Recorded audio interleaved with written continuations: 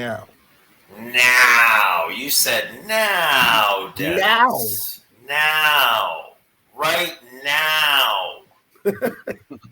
Yes. Well, we're off and running. We're off Yeah, and we are. running. You're usually out of breath when we run, Frank. No, that's not true. That's most definitely true. Look at me, I'm all bougie over here with my red wine. Whoa, the pinky in the air, too. He's an aristocrat. Yeah. Oh, our aristocrat. In the head too many times, man.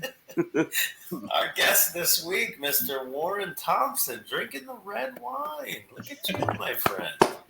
With the mullet and all, yeah. Nailed it. Nailed it. You know, that's the thing. That was one of my questions, too. I was going to ask, when and what was the inspiration for the mullet? Because in your earlier fights, there was no mullet. Nah, man, I had the pretty boy high fade, you know, whatever. I'll tell you what, it was COVID. I couldn't get a dang haircut. And I was like, you know what? I'm going to start a mullet. And I was always, growing up, I was a huge Rick Rude fan, Jake the Snake. Yeah. So I was like, I'm growing this mullet. And sure enough, my wife, man, we met this last year. She's a huge fan. She used to have a Billy Ray Cyrus poster up and Rick Rude on her wall when she was a kid. Oh, sweet. Oh, no kidding. Sweet. So you're the man of her dreams. Yeah. Perfect. All right.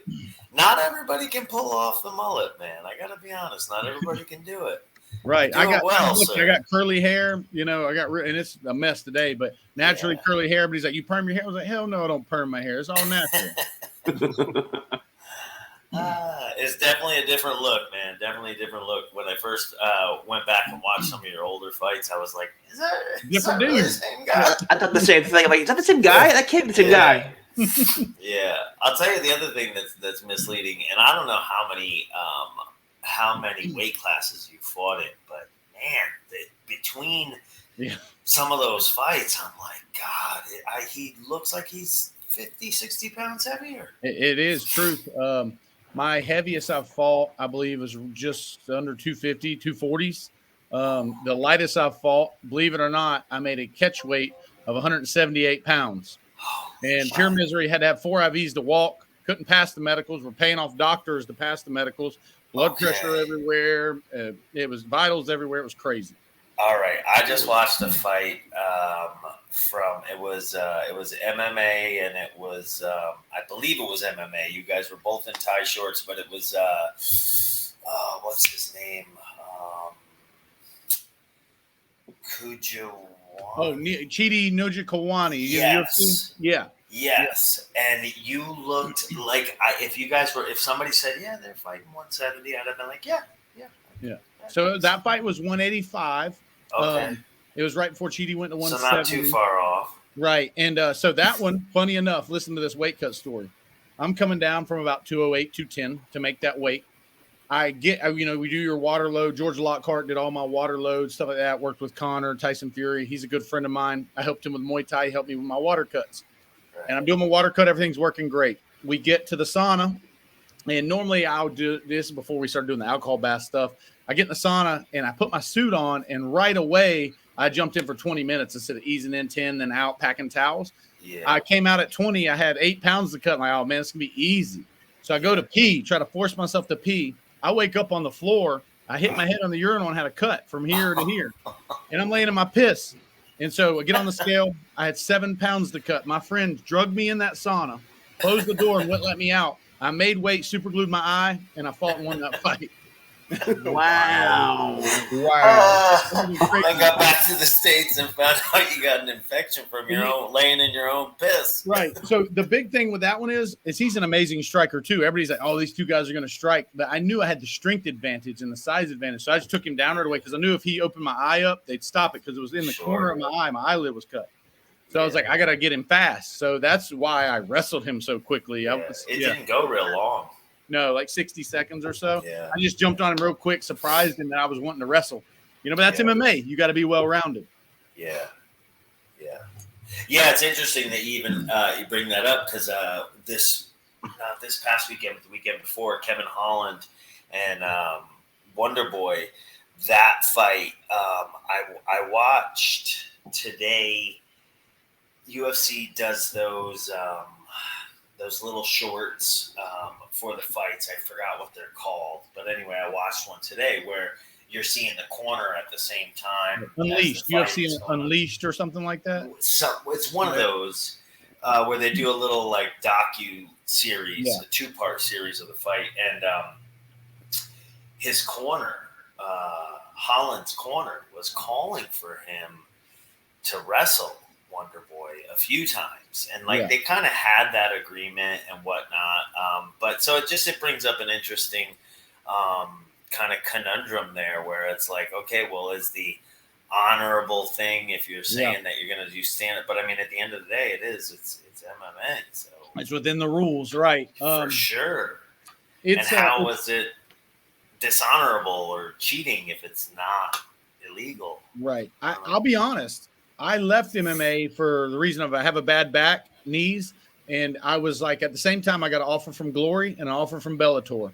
I took the Glory offer, even though I was behind the 8 ball in kickboxing a little bit, getting some experience. I had to learn the hard way. Yeah. I'd rather do the striking. It was just more fun to me. Yeah. And I had a huge win over Brian Dowes, who had beat Rico Verhoeven. He was a Dutch fighter with the 80-90 fight. I beat him in Thailand. Yeah. And when I won that, I got a Glory contract right away. And I wasn't ready for it, man. Right. It took me – I had to learn the hard way with them. I came back, retired, won some regional stuff. And I just recently – the past 2 years came out of retirement and had this good run I've had. Sure. Man, it's a steep learning curve in kickboxing when you're facing these guys with 80 and 100 fights that have done it since they're 8 years old. Yeah, yeah. And, well, so my understanding of Glory, too, is that it's there's a difference between, like, Glory kickboxing and Muay Thai, the way that you would, you know, what Muay Thai is in Thailand. And it's I don't know how much of it's governed by the rules, but like, isn't it in Glory? Correct me if I'm wrong, Warren, but like on a clinch and whatnot, they're not going to let you work as much in that clinch under the Glory rule set. Correct. They don't even want to have to break you. So if you engage, you need to have one strike and break yourselves. They're in the pre-fight meetings. Like, hey, if we have to break you more, time. They don't want to have to keep saying break. Right. They want you to break yourselves and keep striking because it's 3 rounds. They want fast-paced action. Okay. I ran into some problems, which is good for me getting fights with them. I was very forward and aggressive. Bad in the fact of you walking a lot of hard shots, you're bringing the fight to guys. So, but the good thing we'll say about Glory, no matter if you won or lost, if you brought the fight and fought exciting, they brought you back. Yeah. It's not in kickboxing. I mean, you're going to lose some fights. Even the real good ones are losing fights because of the way the fights are. It's not about strategy like boxing or sticking and moving, using footwork. They want you engaging, for those 3 rounds. Yeah. But it's different. It's exciting stuff, though. I don't know why it didn't kick off in the U.S. I really don't. I don't get it either. I've been doing martial arts since I was a kid, and I have seen kickboxing come and go in the States and just not catch, and I can't understand why. And then when you look at it, so like you say the Adesanya Pereira fight. Now everybody knew going into it, same as like the Wonder Boy and Holland fight. Like everybody knew they're going to stand up and kickbox. It's basically a kickboxing fight. There will be no jiu-jitsu or wrestling.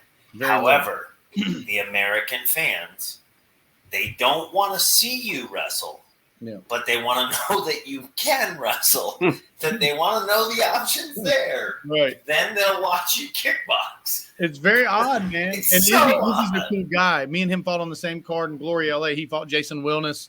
Who was that? The title. Izzy Adesanya. Oh, okay. Very good guy. Pereira, I never met Alex when he was there, but I fought on the same card as Izzy. I fought Mike Lemaire when he fought Jason Wilness from Holland. Yes. That was a great fight. But it's he's good people, man, and he is actually a good guy. The thing is that people don't understand at an elite level how much people bug you and stuff like that. And he'll say some funny stuff. But he was the first to sign an autograph for anybody, to take time for anybody all the time. Izzy's a great person. Yeah. I mean, I will go as far as to say from my little bit of time within any of the entertainment industries, like people get judged on interactions, and it's like you don't know what like that person may have literally been late for the flight and may have ignored you to not be a dickhead because they have to run past you. And Valid. You just don't know. Valid. But it only takes one of those, and then you only get the generally speaking, you're only getting the news from the one bad time, not the 1,000 good ones. Right. You know. There you go. Yes, sir. Yes, sir. Totally agree. So I guess because we've kind of been jumping around here on it, let's kind of rewind a little bit and let's take it back, Warren. What got you? Did you know you wanted to get into combat sports from the go, or did you kind of stumble into it? This is the funniest thing. I feel and truthfully feel like martial arts, combat sports, it's given me my life. It's saved my life. It's my true love. And it's been a lot of obstacles. I got a major title at 36 years old. It didn't come easy to me. I started at 18. I was a very badly bullied kid. No friends, not popular, struggled up through high school even. And finally, I started to get athletic about high school time. And it was a little too late for me to transition that into football or anything else. Sure. I walked into a gym at 18, 19 years old, got beat up by Rafael Sansao and some of his brothers at the local gym here in Atlanta. And they were, transitioned. They were about to be in the UFC, all of them. And I'm like, man, I just got beat up by a 150-pound guy. And I stuck with it. As soon as that happened, I found like that was my niche. How big were you then, Warren? Like how naturally, what do you... 215-ish, what I was then. Yeah, so no, I was a decent-sized kid, somewhere in there. Lifting weights, 215-ish, 6'2", 215. Yeah. And I just stuck with it from then on. I did a grappling tournament first. I got second in that. And I was like, I told my mom. I was in college to do criminal justice. I was a year and a half in. And I told her, I said, hey, I want to do this fighting stuff. She said, son, you need to stay in school and get a job. 4 years later, I called her from the Palace Station hotel room. I was sitting at 5-0, just beat Cheaty. Dana White was putting me on the Ultimate Fighter season 11, but I had to fight Kyle Noak to get in the house. I said, Mama, I guess you were wrong about that shit. I said, this is what I'm supposed to do. And I've supported myself solely off of fighting, personal security, connections from fighting, or my skill set since then. Since then. So it's been a blessing. It really has. Any connection I've ever had, anybody I've ever met, Madison Square Garden, Sears Center Arena, I fought in China, Thailand, all that is just because of fighting, Sure. Yeah. It's given me life. It really has. And nobody thought I could do it. Not a damn person, if you'd asked them at Warren Thompson at 10 years old, could have been where I'm at. Nobody. Yeah. That's a beautiful story, man, because I think too many times, and we all have a little bit of this in us where we it's hard not to listen. You hear enough of the negative and enough of the, that's for other people. And especially for kids, that's a difficult thing to learn how to brush off. I ask, and I tell this to every client. I said, that person you admire so much, why are you putting them on a pedestal? I said, I respect everybody. If somebody's rich, famous, did something in sports, I respect that man. I'm not one to go up and ask for autographs. I'll shake a hand. Nice to meet you. I respect everyone, but I'm not putting anyone on a pedestal because he's just a man. Yeah. Why not me? Everybody can do more than they think they can. They put limits on themselves. It's it's nature of society. Live like a fucking squirrel, not a wolf. Yeah, I agree. So you're in college and you start was there any thought of like, maybe I do some wrestling in college or anything? Because that will obviously lend itself to fighting in some capacity. So what I ended up doing. What year was this, Warren? 2000, probably 2006 or 7 that I'm in college that, this is starting to kick off for me. And it did. So what I did to try to catch up that gap, I was like, man, I should have wrestled in high school. What was I thinking? I got a community coach's license in the state so I could be around kids. And I went to the local high school and I joined their team basically as my wrestling coach at the gym. Let me wrestle all the kids. So I'm in here at 24 years old wrestling high school kids for a whole year. Oh, wow. And just practicing. Yeah.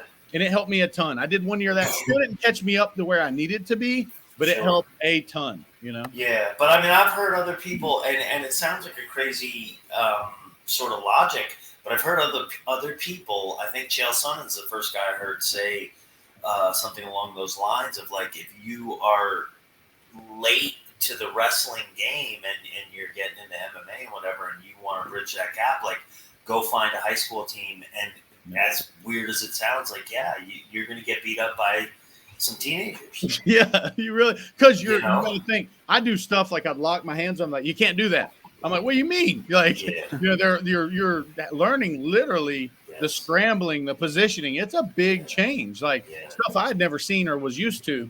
So it helped me phenomenally. It wasn't enough to where, like I said, I was behind the 8 ball. That's what ran me out of MMA was I started facing better wrestlers, and guys started watching film like, okay, we can beat him here and here. They started focusing on that. In The Ultimate Fighter, 23 Stitches, Kyle Noak said, he's like, bro, me and you both trained with Brian Stan.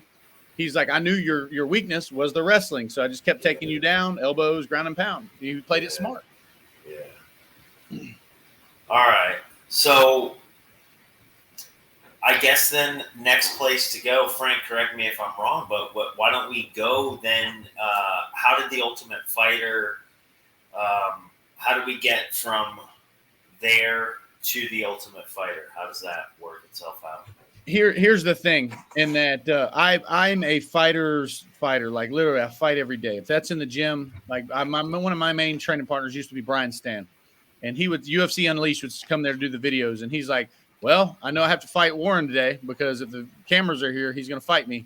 And every single Frank Mir, everybody, Todd Duffy, everybody I ever visited and worked with in the gym, they respected me and they would give me a good word. Like, man, that kid, he comes for it.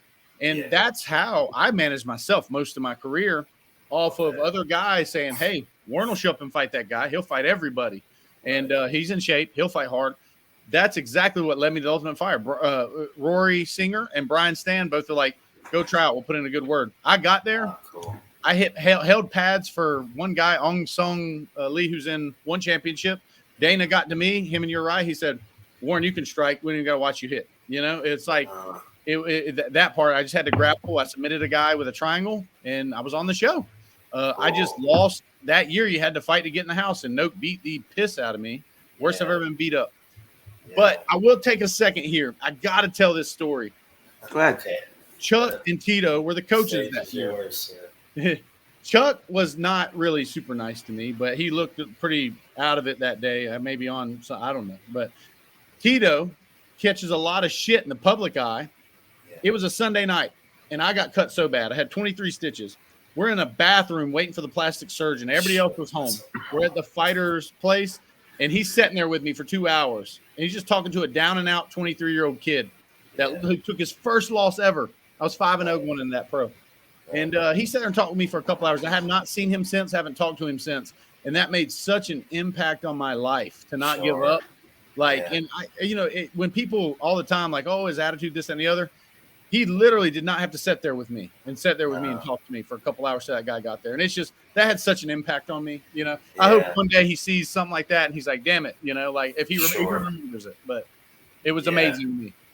Well, that's really cool. And that's too, I think, one of those, it's kind of confirmation that, like, you hear stories, you hear different things, but, like, it's always best to kind of judge people on how they treat you. Like, if you have a one-on-one interaction with somebody, because, again, like we said before, you don't know what their day is. You don't know what they're going through. You don't know what their wife said to them, what their father just died. You just don't know. Right, exactly. And like I said, even with like Chuck, that day he wasn't, but he could have had a head. Who knows? You know what I mean? Yeah. But fighting has taught me so much about people, so much about playing the game of life, so much about respect, integrity. It's been such a life-changing thing for me. I wish every kid or everybody in this world would go into a fight gym and train a year, they would be a lot more respectful. They wouldn't cut in line at the gas station. They would, they would hold a door. They would say, thank you for holding a door. It's just respect is lost in the world. And I feel combat sports really gives that to people. You know? Yeah, I think Frank and I, we've talked about this before, online and in the perceived safety of someone's vehicle is where people will they will let you have it. They will give you their full opinion on everything and not worry about a damn thing. But like, if you showed up at their door, they're probably going to change their tune. But I mean, Bob, you probably get it worse than I do. You have a bigger following, but I had to turn off my timeline on my Facebook. People trying to write happy birthday, and they're like, "Look, guys, I had to cut it off because people write the craziest shit on there." I hear you. And on Instagram, I made a video me hitting a little flipper pad to a David Goggins. It's a little flipper pad. I'll have to show you the video. Yeah. And my wife has never held a pad before in her life. We're out on a Sunday with my daughter videoing it. We're playing around. Yeah. And people are on there judging me like, you can't fight. This guy sucks. All this. I'm like, what? I'm messing. We're playing touch butt in the park. This is my family. Yeah, with this has nothing to do. Yeah, I was pressure washing the back patio the other day, and I wrote, "I love my wife" in it, and people got on there and downed my wrestling. It was like, I just said I love my wife. Dude, people are odd. They're odd really people. Are. But yeah. I said something similar happened on Facebook. A guy said something, and I told him, I said, hey, I sleep well at night knowing for a fact you'd never say any of the stuff you just said to me, yeah. If we met in person. And I left it at that. Well, and furthermore, the thing is, too, Warren, is it's like your wife, I'm sure, feels like, okay, my husband can protect me. I feel safe. Like women want to feel, the feminine wants to feel secure and safe. And like that guy, who knows? Maybe he has a wife. Maybe he lives in his mother's basement. Who truly knows? But at the end of the day, like, I'm pretty sure whatever the situation is, nobody feels safe and secure in his presence. Where, like, I'm sure your wife feels like, all right, something goes down, my man's got it. Like, right, and an alpha doesn't have to yell and scream and put down others to to be an alpha. You're going out to a restaurant, you speak nice to the waitress, you hold a door open, you pull a chair out, stuff like that. It's men this day and age. It's a very odd times we live in. It's very odd times. Yes, I'll tell you. So if you get a chance, give a listen to. There's a guy by the name of Sean Whalen. I don't know if you're familiar with Sean. He's actually was at a BKFC event not too long ago. His company is called Lions Not Sheep. I know. Okay. Yeah. Yes. Okay. So Sean's got. He's got 2 or 3 different podcasts, but one of them I listened to with him and his wife, and he talks about similar stuff about that. And I mean, it's the truth. It's just being a man today is just different than it was. Like, I'll say, like my father's generation. My father was a fireman. He was a police officer before that, and before that, he was a Marine who fought in Korea. Man's man. Yeah. Right. Man's man. Like, I'm nowhere near, when my dad was fighting in the war, I think he had just turned 17 when he enlisted. So at most 18, and he's there doing what they're doing. And I was still, scared about going out into the, senior lounge and ended up getting in a fist fight. So it's like, it's just a different species of man, and today it's even worse. It really is. It's like one of those things. I was talking about to my wife of how addicted I am to my cell phone, and I don't like it. I love the connections it gives me, like here meeting you even. But at the same time, it's like, I guess 50 years ago, people were addicted to a newspaper. You see those old ads where they're like all riding on the subway. Yeah. But I don't know. That's my next thing is trying to, and I use it for my business so much because I do personal security. I write workouts for people. I have the fight league going. I matchmake my own fight league. I'm a co-owner of that. So I'm constantly texting and talking to people all day long. I'm so accessible that I forget to stop and enjoy the day and like live life with my family or who's in front of me, you know? Yeah. There's something to be said for, and I was not aware of any of this until a few years ago. And there's times I need to be reminded of it because I forget about it now, but like presence. Mm-hmm. My understanding of the word presence today is night and day difference from what it was 3-4 years ago. Like just being present in the moment, like having this conversation right now, like on here with two of my friends and with you, Warren, that I just met, and hearing these interesting things. Like I sometimes I'll take a second and remind myself, like, enjoy this. Smart. Don't worry about, where I'm going in 2 days or the mistake I made yesterday, because none of that shit matters. No. My wife tells me that all the time. She's like, we'll be talking or doing something. She's like, did you even hear what that person said or they did? She was like, you're here. She's like, you're not present right now. I'm like, I was sending this email to a fighter backed out. So I'm trying to get this other fighter in. She's like, does that have to be done right this second? And it's like, no, it doesn't. I'm hard on myself because I'm a go-getter. I don't like to procrastinate anything. If a problem happens, I'm a solution finder. So if I put a problem off, I'm constantly in my head about it. Yeah. So, but she's totally right. Like, I mean, you have to take time to, life is short, it really is. And I know we're getting in deep right here, but life is short. Spend the time with your loved ones, man. It's the most important thing. Yeah. I will say this. I think it's the spending the time with your loved ones, but like and this is something I didn't do for many, many years. I did this with my own two daughters, and I regret it. But like, I was on the come up in my profession, and I had so much time with them where I was there, and we were at the park, or we were at this thing, or we were at that thing.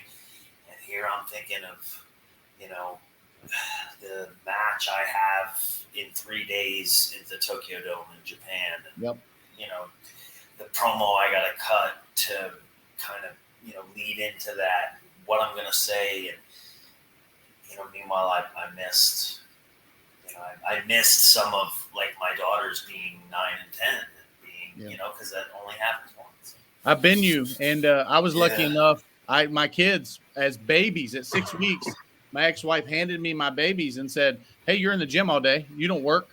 Take them with you. We didn't pay for daycare. So my kids were raised with me and my buddies right there sparring with us. Yeah. Oh, wow. On the mat, we're kicking the shit out of each other. Awesome. My buddy's like, hey, she needs a bottle. I'm like, give it to her. Right? So it was fun. But at the same time, I do regret sometimes. You're right. Like I'm worried about my training, which had to be done to an extent. But it happened so fast. And then I'm thinking about the fight in 2 weeks. You have all this free time when you're a professional athlete, but you don't. You do, but you don't. You do, but you don't.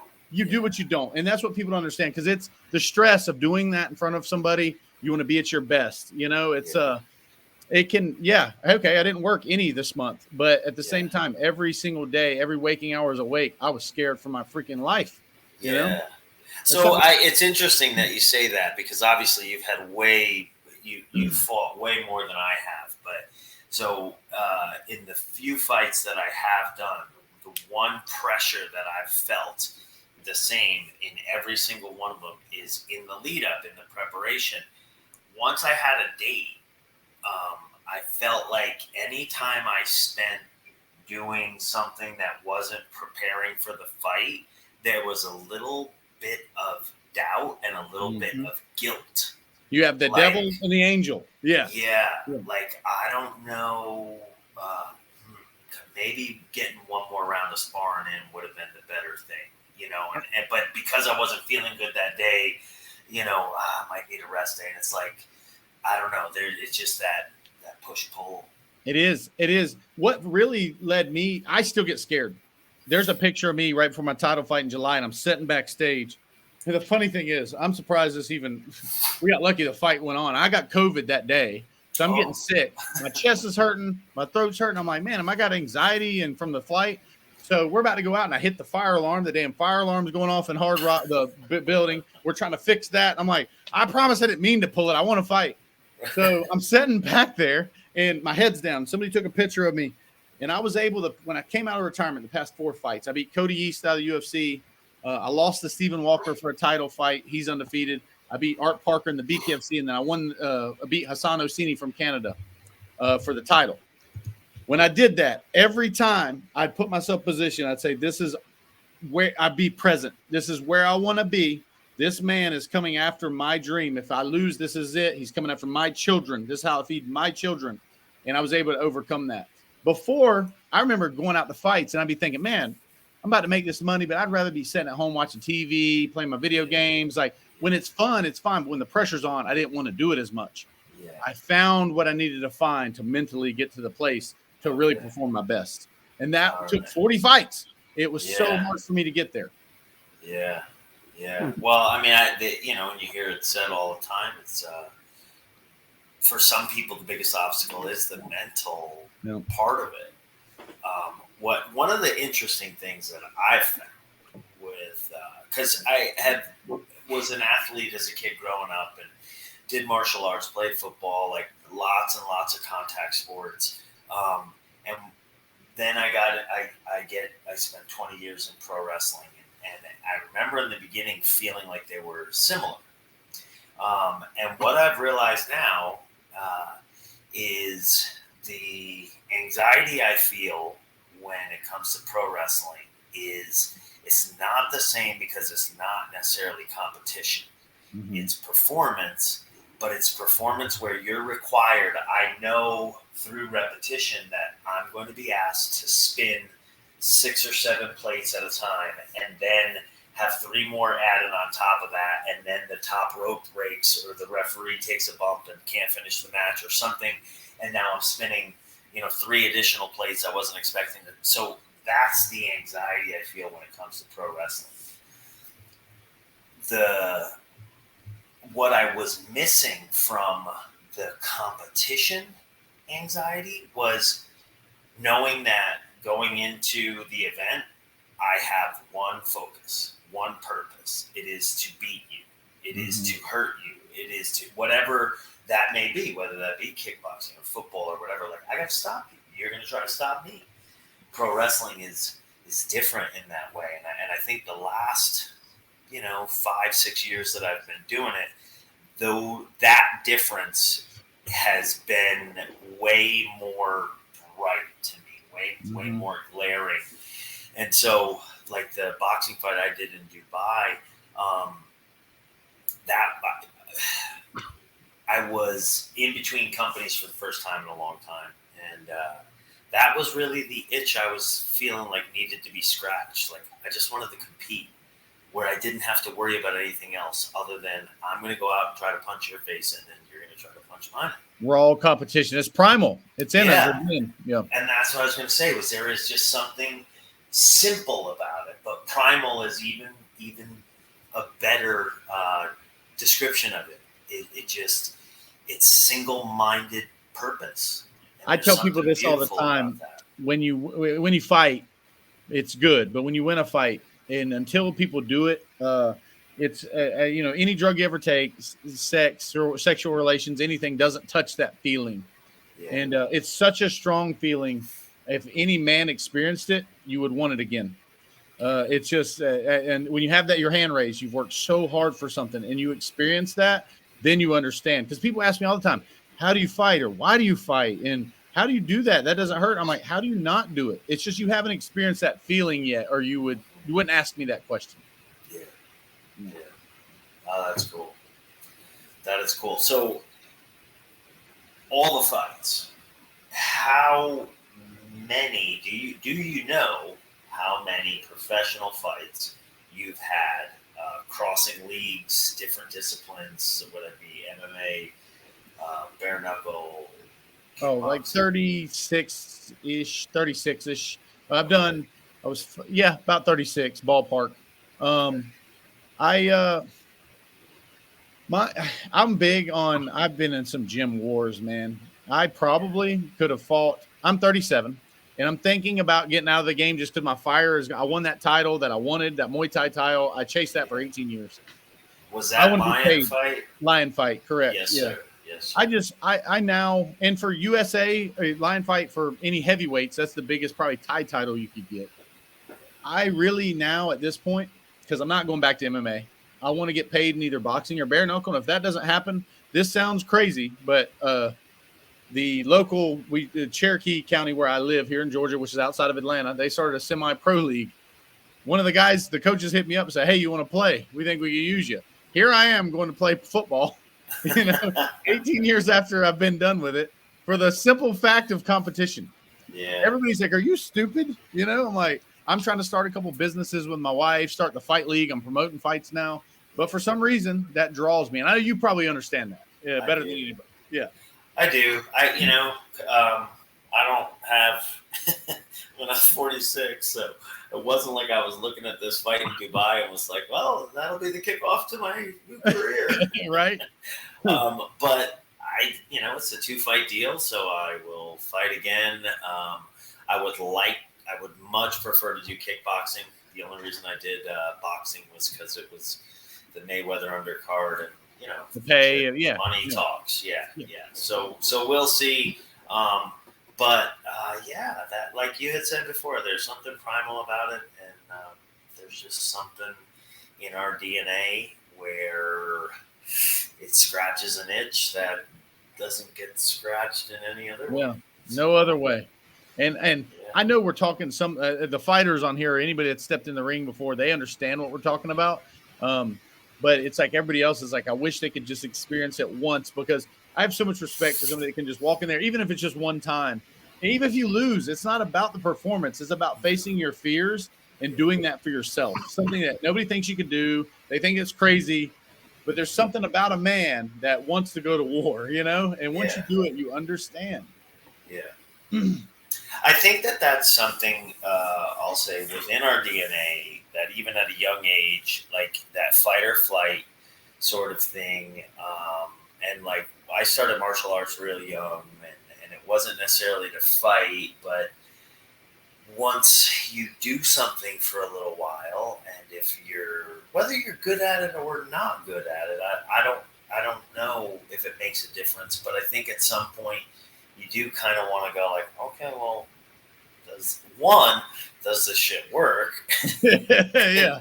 2, I think it was like, you want to know where you something stand. Human. Yeah, there's something human about, I want to know if I get punched in the face, am I looking for the exit door, or am I looking to get that one back and then add one on top of it? Like, what's my reaction?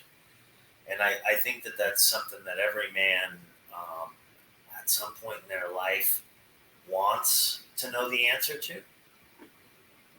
Where now, speaking of training or whatever, when you do now the kickboxing, you do like American style kickboxing or Muay Thai? Where did you start? So I fought amateur 3 times. This is going back 10 years ago. And they were modified rules.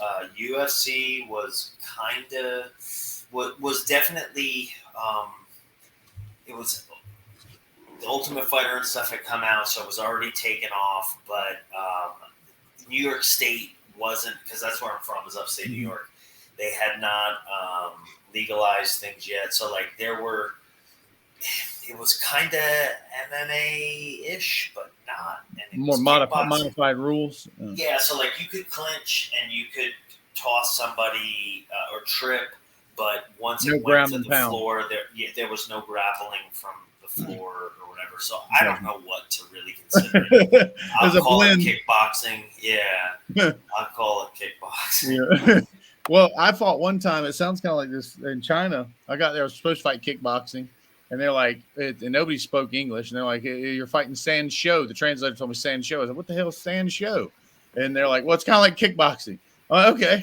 So we started kickboxing. Yeah, I grabbed the guy by the head, knee him in the head. The ref's yelling at me in Chinese. He's like pointing to the head and the hands. I'm like looking at the corner. I'm like, the translator, like, what is he saying? He said, you can't grab him and knee him in the head. I'm like, what are we doing? And so he took me one down told like 3 me. times. He wrestled me, did a double leg. And then I'm in between rounds. Yeah. And I'm like, is that But legal? you couldn't clinch, but you could double leg.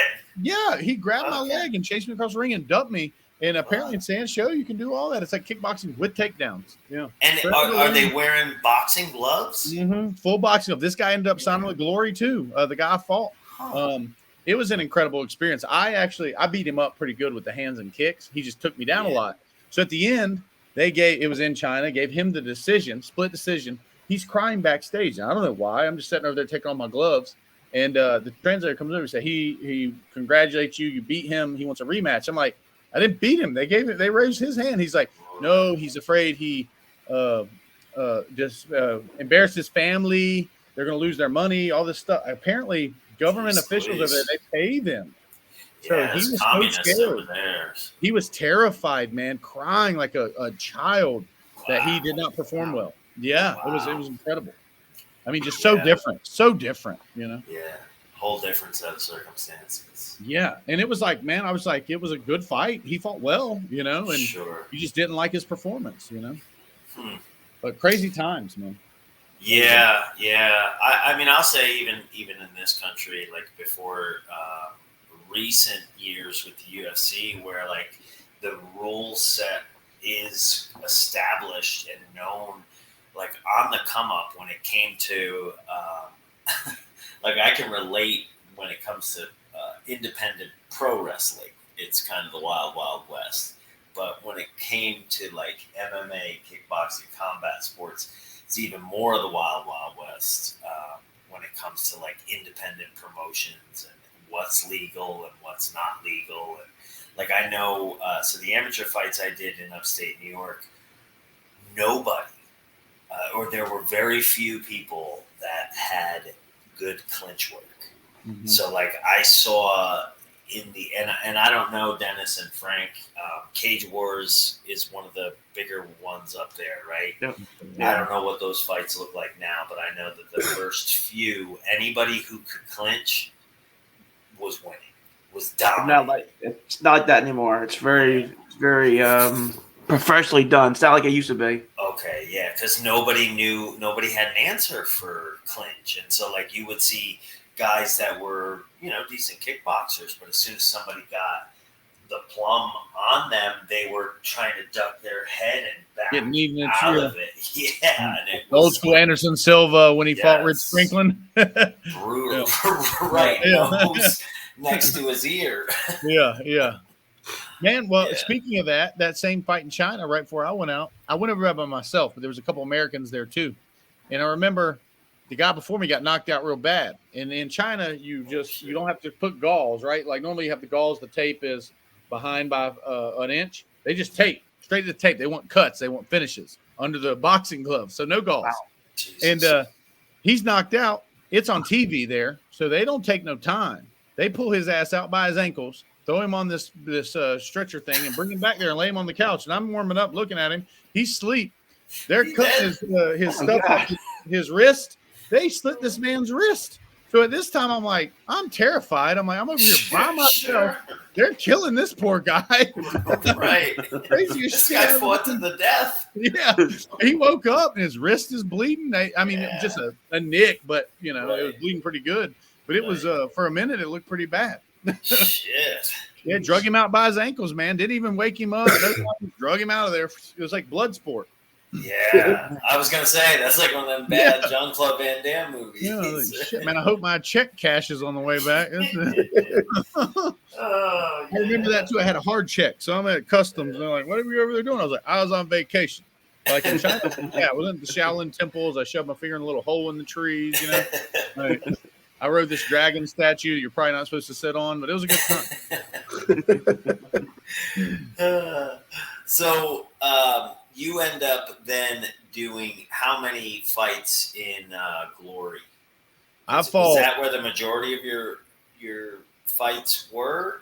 No. So majority of it's been a mix. So I fought for Infusion, Legacy had kickboxing. When Mick Maynard had his show before he went to UFC, I fought for Mick a couple times. He made Legacy kickboxing on the back end of Legacy MMA. Okay. Fought for him a couple times. I fought for Glory 5 times. I fought for Lion Fight a couple times. Infusion in Thailand. And Lion Fight is where you were the heavyweight champ. Right. That's been the most recent. So Lion Fight wouldn't sign me forever. I knew them for a long time. We've been friends, but where I was with Glory, they wouldn't sign me. It was just a conflict. So Rogan would bring up Lion Fight a lot because he was a fan of Lion Fight and the fact that it was more traditional Muay Thai, less. I don't know. Is Glory a little bit more similar to like the Netherlands style? Yeah, Dutch style. Dutch. And Lion Fight will let you fight 5 rounds versus that 3 rounds. Here's the problem. 5 rounds does enable you to kind of dictate and put forward a strategy and wait for it to work. You can set traps. You can get the pace of the fight going and do what you need to do. 3 rounds, you're just going out and kind of bludgeoning each other. And it's just a different sport. And you get, if you get right after it in the first round, a guy can even be have as good of a strategy or good of a game plan as you, but at 200 pounds plus, somebody hits you hard. You ain't even got a sweat going. You're going out. It's just nature of the beast. So it's exciting stuff, but at the same time, I love being able to have the fight IQ, hey, this round 1, we're moving. Round 2, we're putting this in see his tendencies. Now round 3, we jump on him. Championship rounds, we're on his ass. It's just Lion Fight was just so much, to me, a better fit for me. Okay. No, that's interesting because like the average person watching, they're definitely not going to be aware of that and what they're actually seeing. If you look at my last 2 Lion Fight videos, Cody East was dead even 2-2. He had just got out of the UFC when we fought. Round 5, I really took it to him. And that was a championship round. And then this last fight, I was up 3-1. It went into the 5th, and we were both so tired. And I was sick. I was telling Coach, I was in the corner. I said, Coach, I've never felt like this. I may have a heart attack. I don't know what's wrong with me. He said, do you want to win? I said, yes, I want to win. He said, well, go take it from him. So I went out there, and I beat the crap out of the guy that last round. I don't know how he stayed standing. He was so tough. And I got done, and I got my belt. I was just so happy. I told my wife, we weren't married yet, and we're sitting there, and I have a trash can in the hotel, and I'm puking in it. And I fell asleep setting up like this. And she's like, I'm calling an ambulance. I said, don't you call an ambulance. I said, I'd die happy if I die right now. I said, but do not call an ambulance. It was just, that was literally, besides my kids being born, the best day of my life. And because I just accomplished something that was, the cards were a little bit stacked against me. Older, coming back, fighting a 30-year-old at 36. Sure. Being sick, and doing it with my coach's help. I hired Kelly Davis, who Philip Rowe, fights out of Fusion, out of Orlando. He just won the UFC again, his same coach. He changed my style, footwork, good boxing. We really changed it up on these guys, and it was just such a blessing of a run. Yeah. Well, that's awesome. I feel like the older I get, like there's something about progression that is so satisfying to the human spirit. Really is. And I don't know if you appreciate it as much when you're young because you're just go, and then you get a little bit older. And I found I took such enjoyment in this last fight camp. We were doing these Airdyne bike sprints. And the first week that we did them, like I had a hard time getting through 3-minute rounds. We would do 20 seconds hard, 10 seconds easy, 3-minute rounds, and I could do them, but I felt like I was gonna fucking die. And by the end of fight camp, like I was voluntarily doing up to 9 rounds and enjoying watching because we knew we had a 60-second break between rounds in the fight, so we were purposely only doing 30 seconds. And I could watch my heart rate on the Whoop band come back down. We're back in range. Within 30 seconds. Like under 30 seconds. It was like, holy shit. You just feel like a warrior, man. You do, yeah. Yeah, man. I'm happy for you to confirm that for me. Bro, that's just funny. I've never really talked about this. Weird. Yeah, I agree. I took such enjoyment out of was like, I actually I want to get an Airdyne for my house now because I'm still do those. Yeah. We used to do the same thing with the C2 rowers. Very Airdyne sometimes, and then the C2 row other days. I hate that thing. Yep. Yeah. I got one of them Tabata up in sprints. the gym. Yeah. That's what we call them, Tabata sprints. Yep. Yes, I got one of them up there from my CrossFit days, the rower, and I got a ski erg, but I don't have an air nine. And my wife, I asked for one for Christmas, and she said, "Where the fuck are we going to put that?" So I don't think Santa is bringing me one, but we'll see.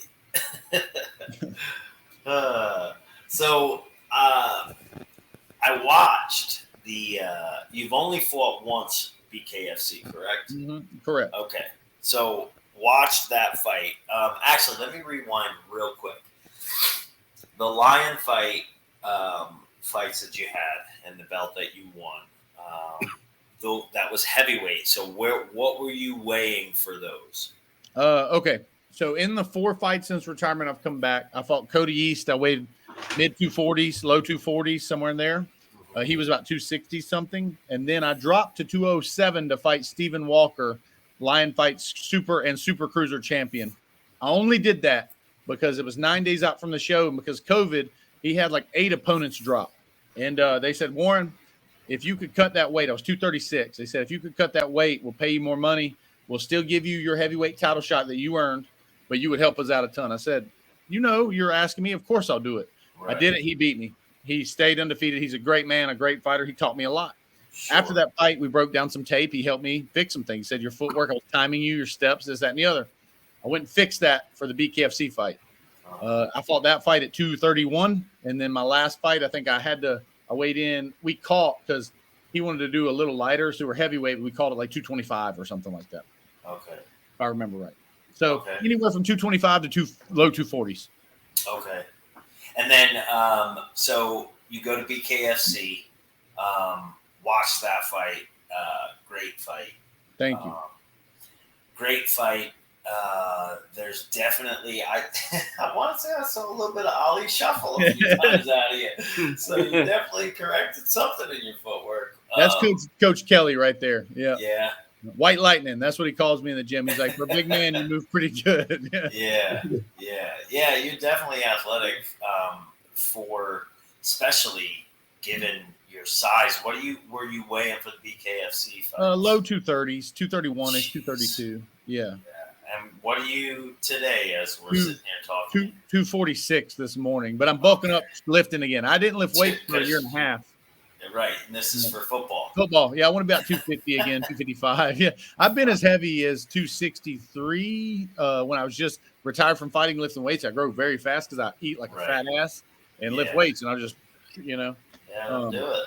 Yeah, it'll do it. But for fighting, I feel better when you've done it. Your cardio means a lot. So if I can't move fast on my feet, I'm too heavy. So I need to be under 235, 236 usually for me.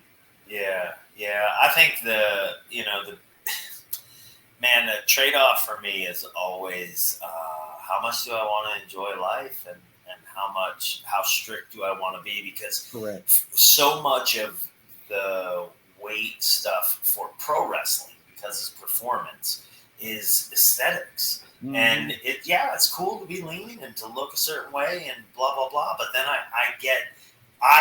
so this is one of the things too, is I get a ton of hate online at this point, which I'm 100% okay with, because one, I mean, I've been doing this long enough to know that that's part of it. 2, money's green either way, whether they pay to watch you win or watch you lose.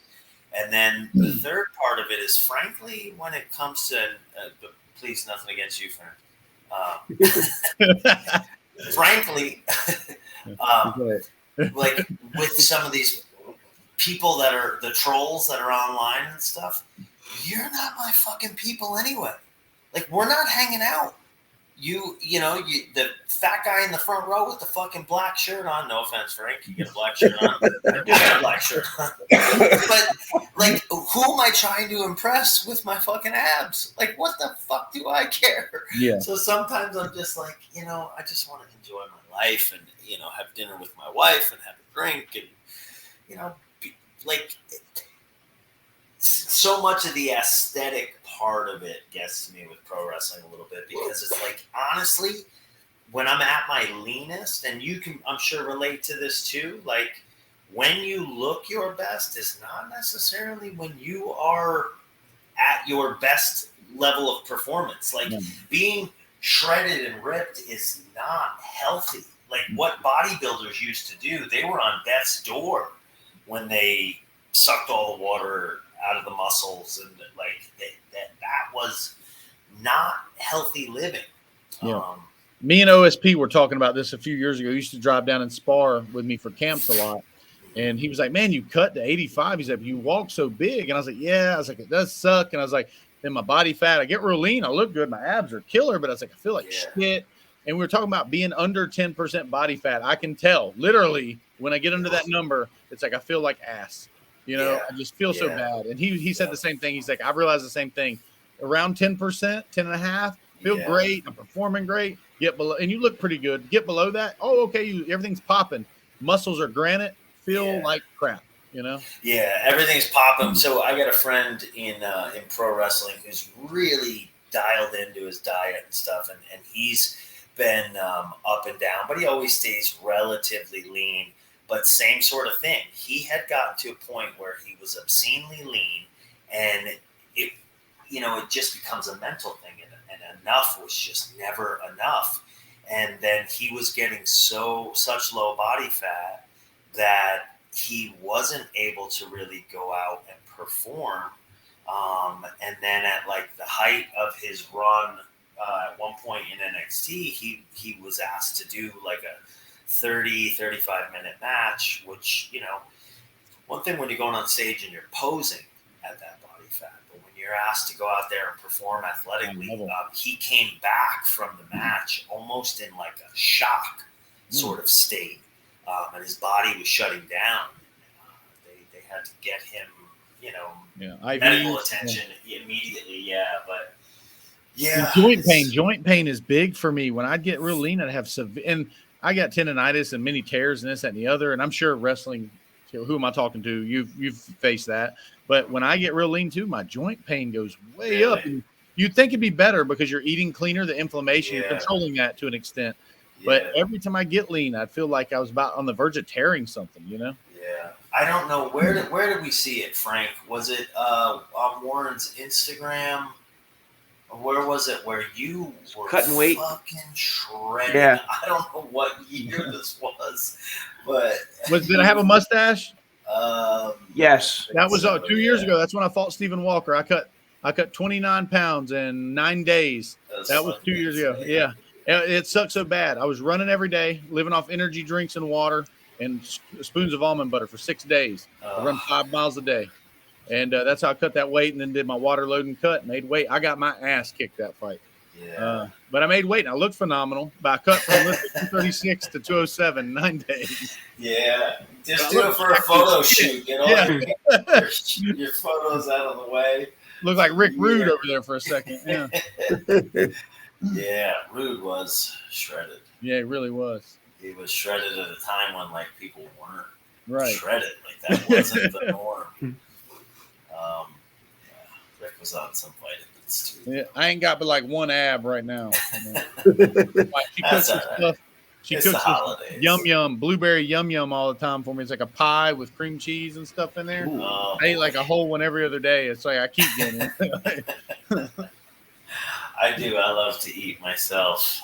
Like I said, I go back and forth. My struggle is like, do I want to look good, perform well, feel good, or enjoy life? I just want to enjoy my fucking life, right? Like, got to be a balance. There's balance somewhere in there, right? Somewhere. It's hard, man, because you listen to like Tim Grover books, who was Kobe Bryant's mental coach and his personal trainer. He's like, Kobe didn't skip anything. It was all about being there at 4 a.m. And you're like, damn, I need to be more serious about this. And then you get so serious about it. Next thing you're missing your kid's birthday to go to the gym. And, there's got to be, and you got to find that, but there's got to be a balance there somewhere. Balance. Yeah. It's balance 100%. I will never forget. It was an ESPN documentary. It was on Ric Flair, and in our industry, like, there's an argument to be made for the greatest of all time. Whoever, it's subjective. So I'm not here for that debate. But I watched the documentary on Rick. I grew up watching Ric Flair as a kid, and it's just not a happy ending. When the business is your. I'm gonna say, hold on. See if you can see this real quick. I Okay. gotta say the Ultimate Warrior. Oh yeah, there he is. There he is. Jim Hellwig, greatest of all time. Sorry, my plug. We get that a lot, though. We get that a lot. Ultimate Warrior is everybody's favorite. It was just the energy as a kid, Sting, him, like the Hawk and Animal, those guys, just the energy, Who was it, Frank? Mojo and somebody else too. Yeah, Mojo's favorite was the Ultimate Warrior. Funny, yeah. I was an Ultimate Warrior fan when I was a kid. Yeah. I just having gotten into pro wrestling. yeah, and he was just he was like an overdose of testosterone, in like a 30-second clip. Yeah, you can never say greatest of all time, but as far as an entertainer and the energy, he was there a short time compared to these guys like you're talking about, a Ric Flair. Sure. But just what an incredible guy he was, like as a kid to see. It's like, oh man, I want to be like that guy, Well, that's to a kid. To a kid, that's what pro wrestling is. It's larger than life. It's a fucking comic book come to life. Like it's a real life, comic book. And that's why I say too, it's very subjective, and it's different for different people.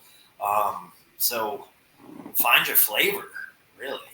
100%. That's why I have such a hard time too with some of the criticism of pro wrestling, and like people will, this guy is this, and this guy sucks, and this guy's. It's like, Jesus Christ, like it's fucking pro wrestling. Chill. It's pro wrestling. But I digress. Where were we? Frank, can you get us back on track here? I can try. We got off on a tangent. Well, I mean, we can go anywhere we want with this. What do you think, Frank? Let's talk about your love of hunting. You're quite the hunter, aren't you? Yes. I am. That gets me a lot of shit on Instagram, matter of fact. People don't care for hunting too much sometimes. But actually, it's funny. I lost a shit ton of followers. Glory would pay us when, I'd post a lot that they wanted to see, and whoever got the most clips, they were trying to grow their brand. Well, then it got where I just post what I wanted. I post a bunch of hunting stuff. I think I lost like 7,000 followers one hunting season. Shit. Oh my God. It's a lot of people off, man. Yeah. But I've done it since I was a child. That's another thing that's so ingrained in me. It's primal to use it again. That's just something that I love to do. My kids love it. My daughter at 6 years old already killed her first deer with a crossbow. My son goes with me all the time. He's 6 now.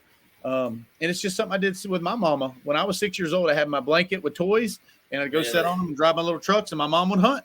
And get out of here. We're out there with your mom. Yeah. My dad would be out. We did dog driving, which we still do. Right. Which dad is in South Carolina. We turn dogs loose, and we surround the place like on dove stools. And when the deer run out, we shoot at them with shotguns, which is very hard to hit these things. But it's just fun because kids aren't super quiet. So as a kid, you can go, and the dogs are running, and it's magical, and the kid can play with his trucks and toys. You may still get to see a deer.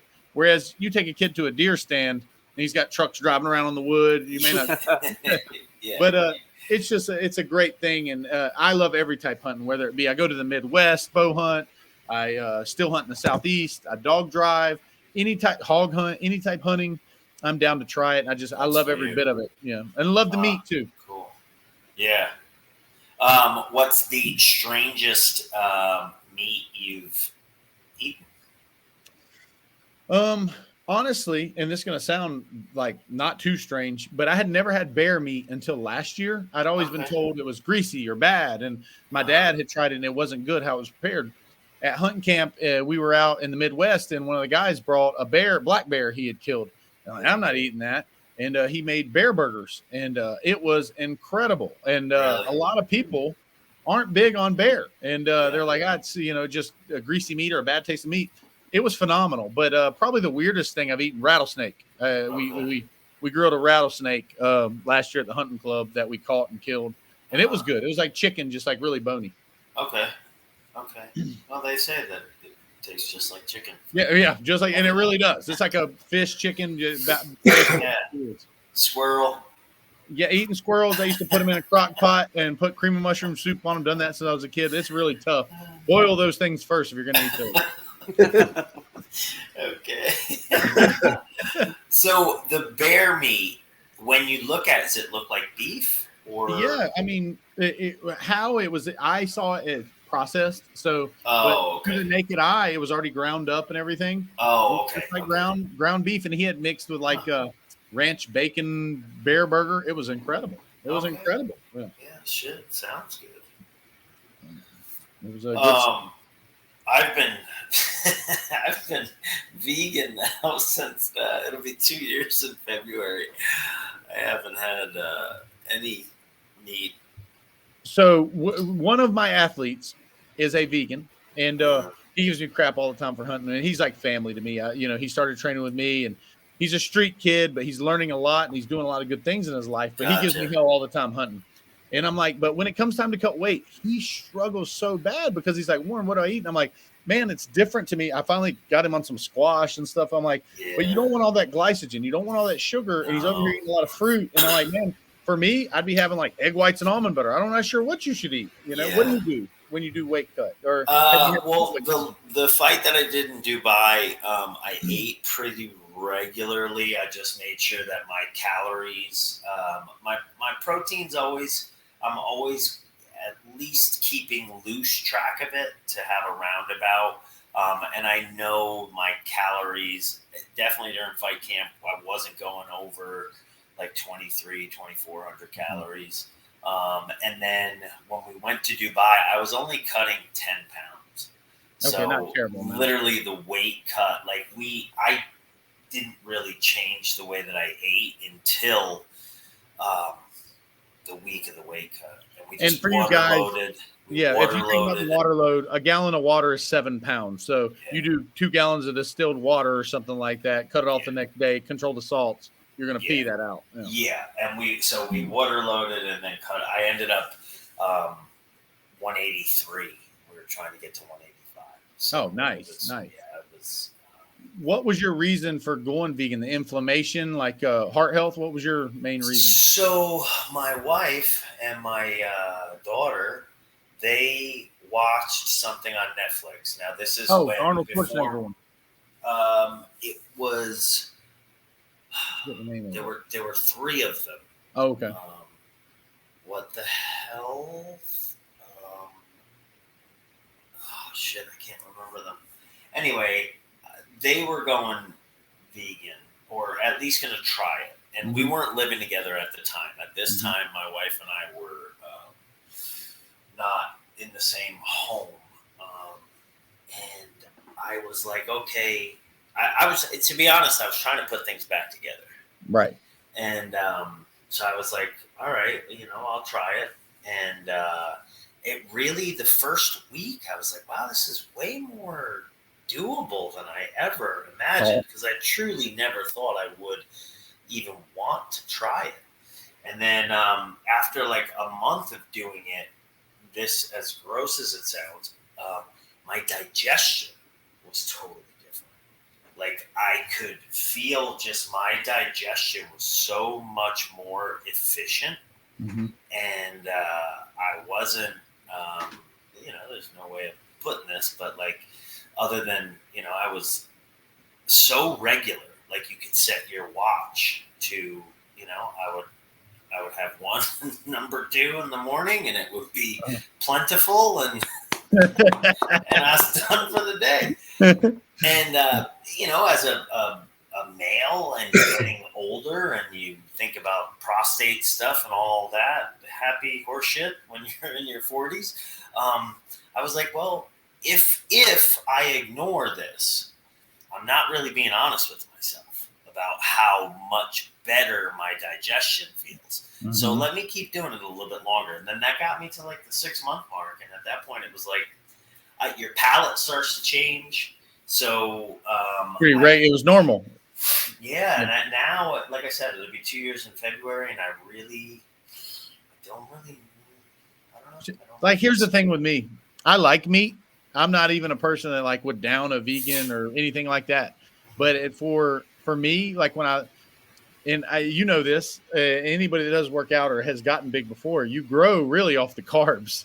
When you up the carbs is when you get big or big muscles. You got to have carbs. People are like protein this, protein that. As long as you had a moderate amount of protein, you can still grow muscle. You really can. And I know that's an argument. A lot of guys that eat a lot of meat will argue with you, like, oh, you can't grow muscle without protein. And you got to have a little protein to repair muscles, but you got to have way less than people tell you. You know, I remember I was eating 350 grams a day. I went and got my blood work and everything done. They're like, man, this level's high, that level's high. And they're like, how much protein do you eat a day? And I told them, they're like, you're eating way too much protein. Yeah. I dropped those down. The creatinine and my kidney functions, everything cleared out some. Yeah. So I know, as that's kind of a myth to an extent. A lot of guys that lift think you need.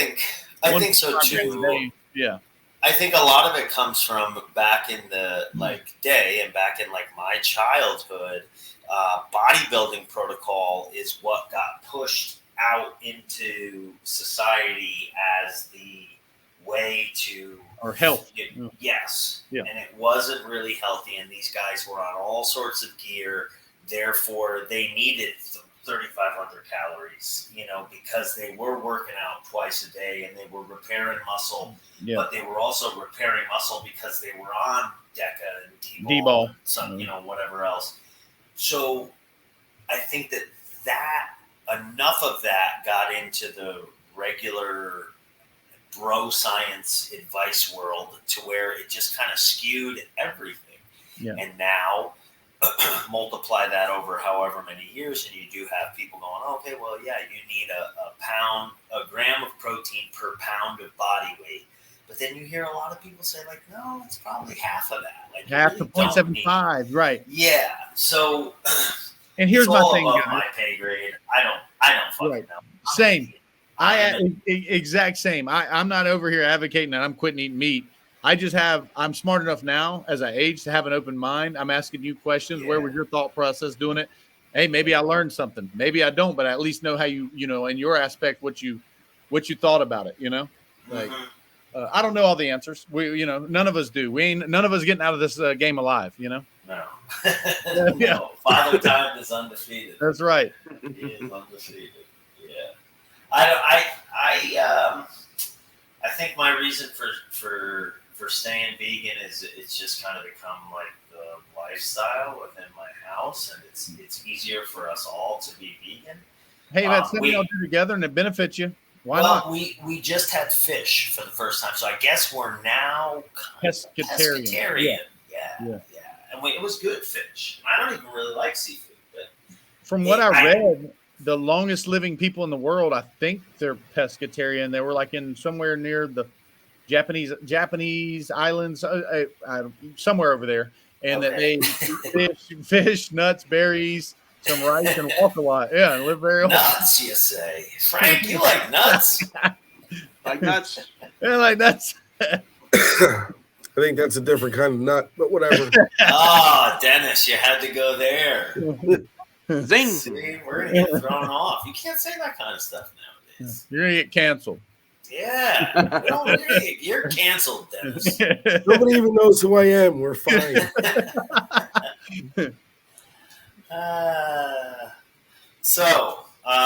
Warren, BKFC, potentially another fight.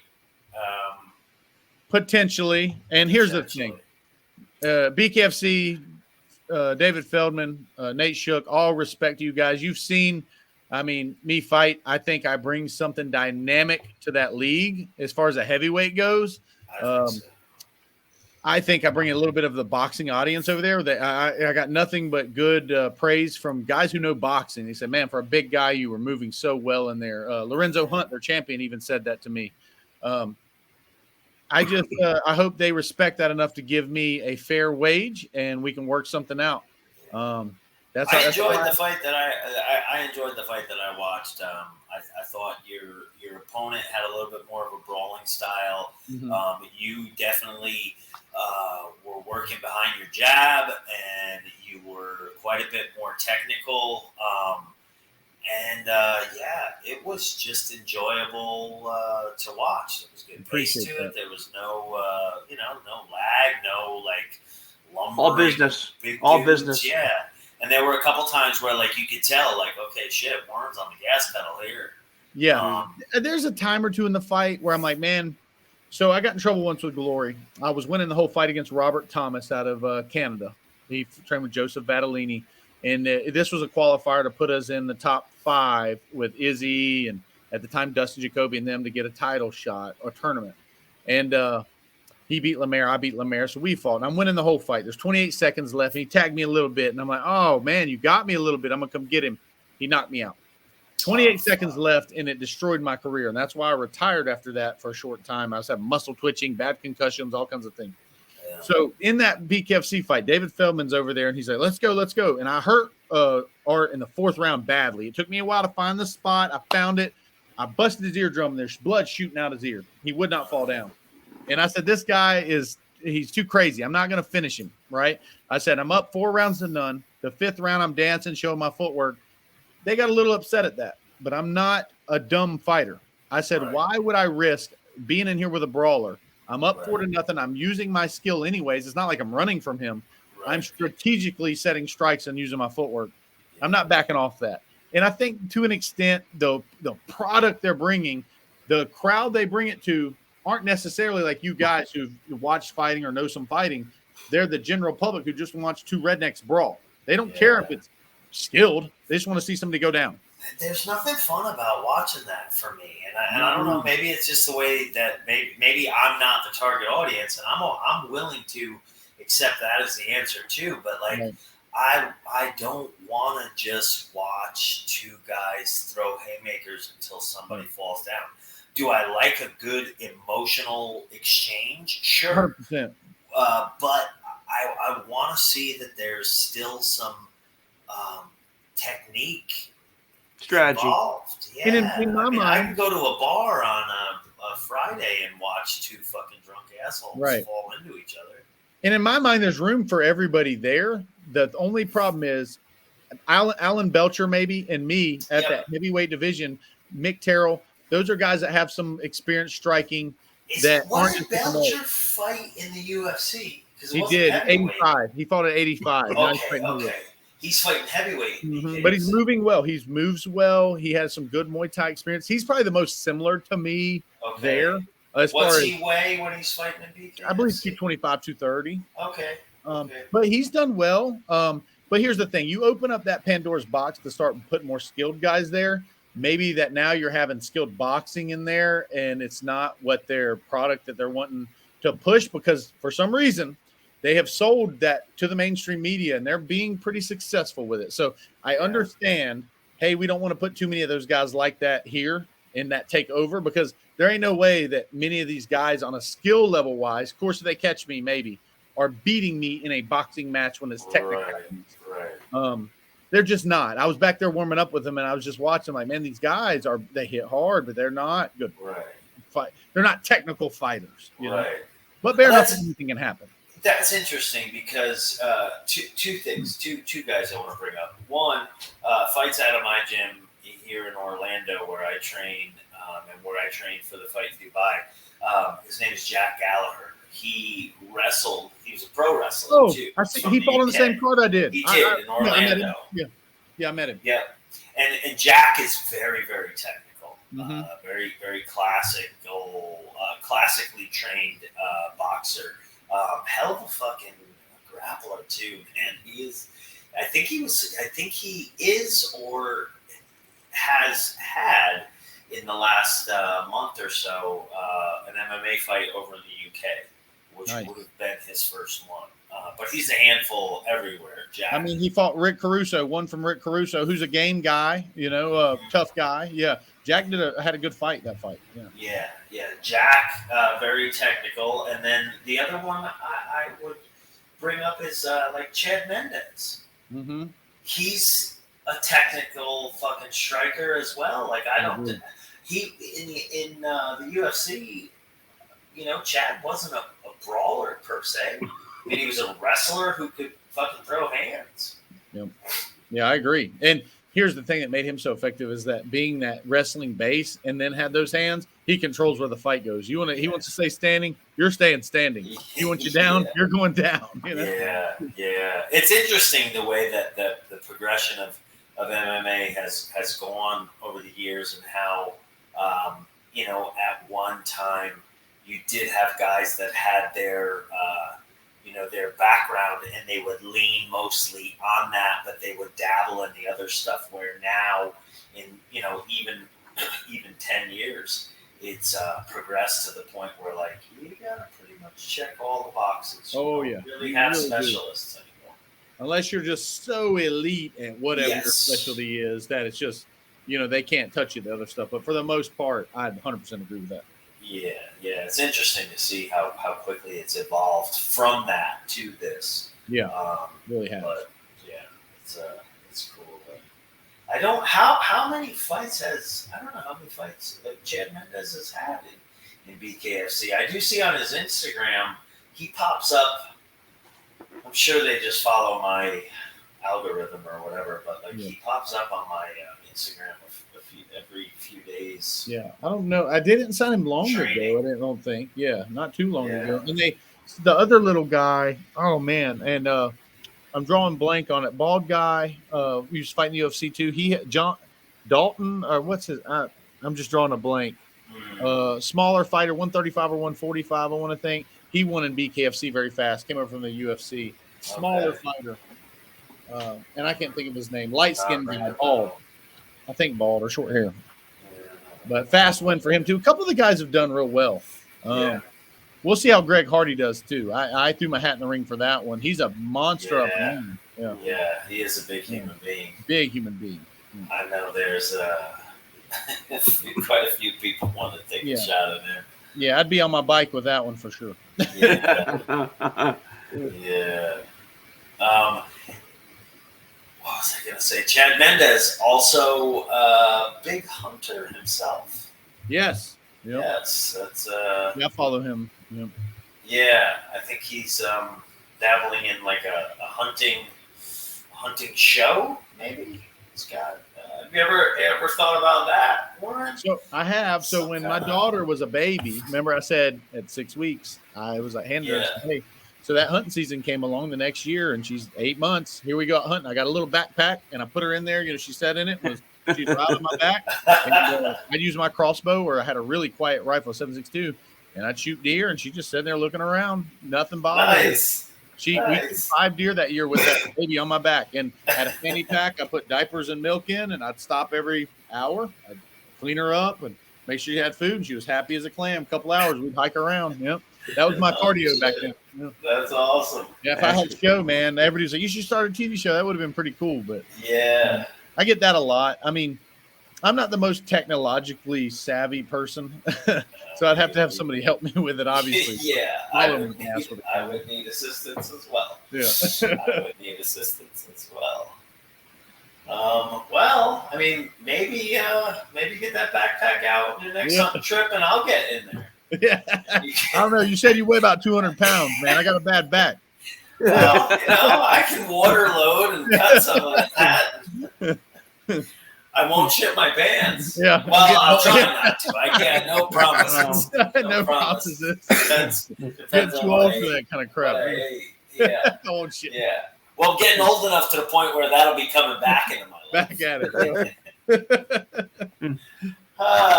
All right, gentlemen. Been a good time, boys. Where are we, boys? Take us home.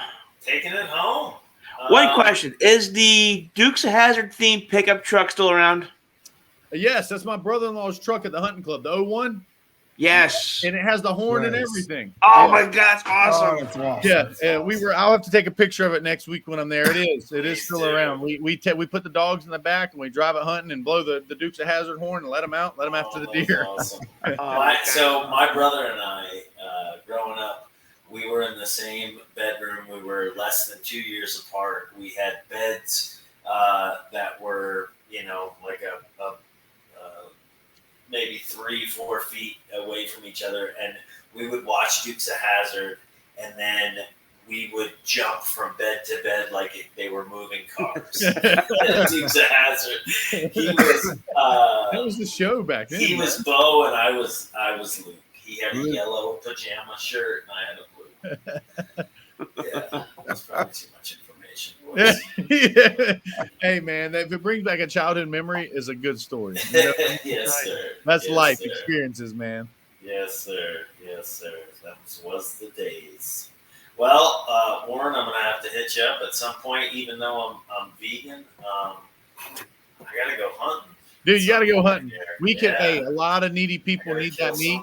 Yeah, and if not, I'd take it, and my kids eat it, so it would not go to waste. We'd love to have it. All right. Well, I will put that on my to-do list, sir. Anytime, man. And training, come up here to Atlanta. You know, you got a place to train anytime you come up. Oh man, I will take you up on that. I don't know what the future holds for me fight-wise. I have a second fight with Global Titans. It's supposed to be in February or March.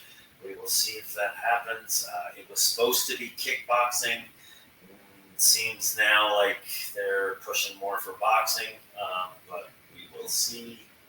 Warren, I got to ask, what would if you could have any style of fight, what would you prefer? I like Muay Thai, but I don't like probably Muay Thai is my strength. You know, I don't care to clinch a long time, so it's like a modified Muay Thai, a 3 to 5 second clinch would be my preference. But then we're splitting hairs, you know. Yeah, this is true. Because the clinch is like so. Angela Hill, I don't remember who she fought, but she just fought on one of this last UFC cards, and her clinch, the girl that she fought had no answer for it. Yeah. And they went the full 3 rounds, but Angela Hill just dominated with her clinch, and you could just see that the girl had no answer for it. Yeah. Yeah. I don't know. I do like the strategy and I like being able to clinch to either get me out of trouble or rest for 3 seconds, reset spacing, stuff like that. It can be very useful if you use it the right way.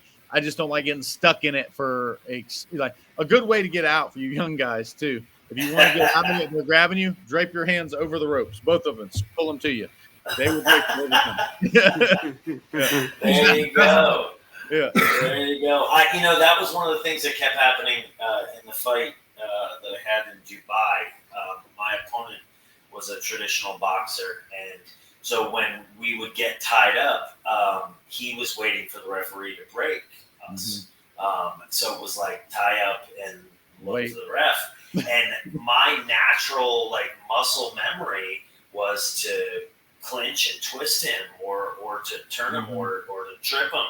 And I ended up getting warned towards the end of the first round, and the ref was like, "I'm gonna throw you out of here." Do you remember Ricky Hatton would clinch on this side and punch with the other side, the side the ref couldn't see? I remember Ricky Hatton. I don't remember that specifically, but yeah, there's some strategy you can use with that, with clinching in boxing a little bit, or overhook this arm and hit the other arm. I don't know technically how legal all those are, but it's useful if you're doing the opposite side of the ref. He's not seeing it, but hey, if you're not cheating, you're not trying. I think I stole a line from the governor, just to ensure right there. Or maybe that one was different. Hell, I thought it was Dale Earnhardt. Raise hell, praise Dale. Yeah. All the greats. Yeah. All the greats. All right. Well, Warren, it's been an absolute pleasure. Absolutely. I am going to take you up on that hunting trip. I'll be on your back. And when you get a fight penciled in and you know when it's happening, please come on again, and we'll get the word out there so people can tune in and watch you do your thing. Appreciate you guys. It's just been a blessing being on here. Thanks for the opportunity. Thanks to all the listeners too. Anytime I can get talk fighting, talk shop, I love it. Hell yeah. Awesome. Hell yeah. Well, you're a badass dude. And it was a lot of fun, man. Pleasure meeting you. Pleasure meeting you, man. And we will do this again.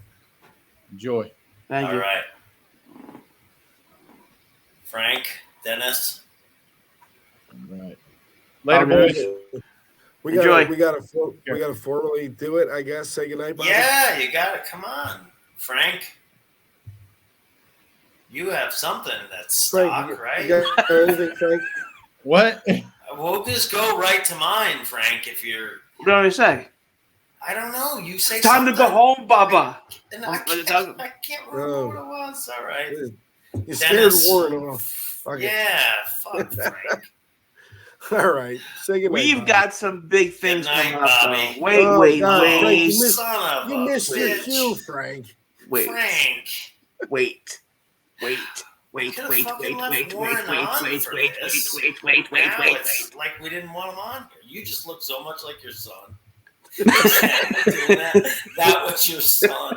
Holy shit. Oh, well, go figure. We've got some big things coming up, don't we, We fellas? do. We do. Oh, We're also, gonna- by the way, for those of you that listen every week when we put them out, we're off next week for the Christmas holiday. Yes, Frank is having a sex change for the Christmas. Well, Merry holiday. Christmas, Frank. It's the Actually, gift that that's gonna keeps probably on. get us canceled too.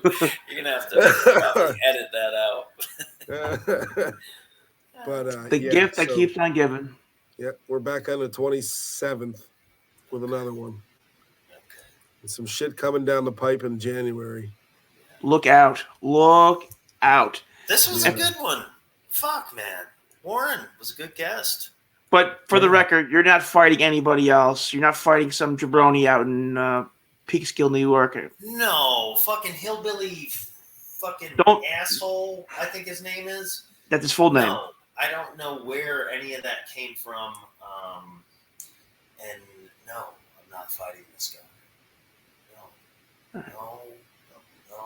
No. Yeah, I mean, we wouldn't even be okay. So there is no weight class that we could fight in. And I would have no problem fighting him at whatever his fattest is. Yeah. But, I mean, what are we going to do? Well, like, literally, what are we going to do? I'm just going to tee off on your face with my feet, my hands, till you die? I mean, there is no fight here. There's no fight. I'm not fighting this guy. It's a joke. It's just somebody trying to get the old proverbial rub. Unless somebody wants to throw six figures my way. No, 'Cause that's all. money talks. There you go. Yeah, there is no fight with this fucking asshole. All right, Fucking Frank. asshole, I mean. Frank, what else you got? Nothing.